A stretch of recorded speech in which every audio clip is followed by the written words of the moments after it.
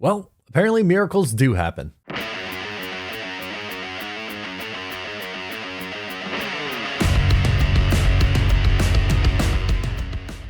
Hey, what's going on? Matt O'Leary back with another video, and today I'll be talking about the Zach Wilson injury and how it's not as bad as many originally thought.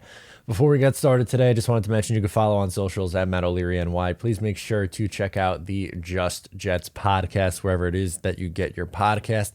And of course, any bonus content over on Patreon, $5 a month for bonus content over on Patreon. Check that out. What a wild ride of emotions over like a 15-hour period. It was, an interesting day. Obviously, Zach Wilson leaves on the second possession with an apparent knee injury. It was a non-contact injury. So immediately everyone's mind goes to, oh no, he tore his ACL. And that is completely understandable why people went that way. But a part of me, while I was extremely, extremely nervous, my stomach was in knots. I was down bad. I was like, all right, let's hold out. Let's see what happens. And there were Twitter doctors all over the place saying that he definitely tore his ACL. It's over. He's done for the year.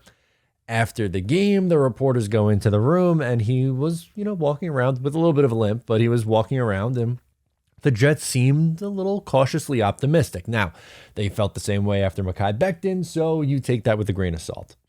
Now we have to wait for an MRI, and the morning was dragging, just waiting for this thing to finally come. And when the information does leak out, Brian Costello drops this bomb that he did not tear his ACL, instead that it's a bone bruise and torn meniscus with the recovery time of 2 to 4 weeks.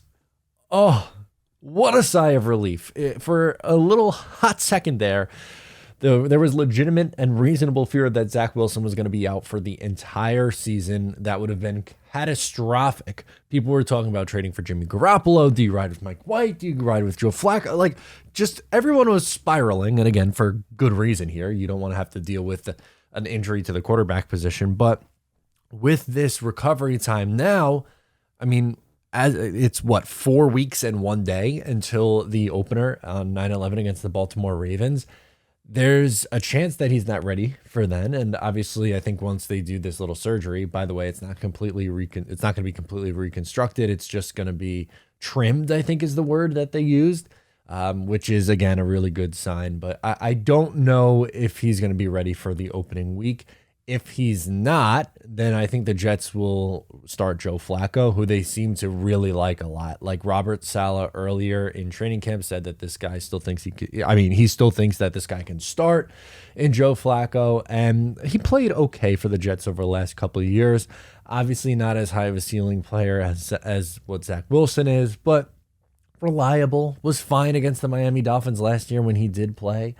And that's really, if you have to start him against the Ravens, you have to start him a revenge game against the Ravens, maybe. Can we spin that narrative? I think that's the route that I would be going if Zach Wilson's unable to go in week 1. But again, it's still a ways away. We're not sure at this point if he's going to be ready for week 1.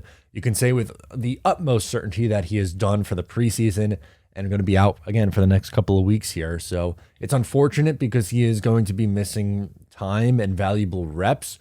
But it's hard not to breathe a sigh of relief that it wasn't a season-ending injury. Even if he is unable to go for the first week or two of the season, then at that point, that would put it at a, 6 weeks recovery.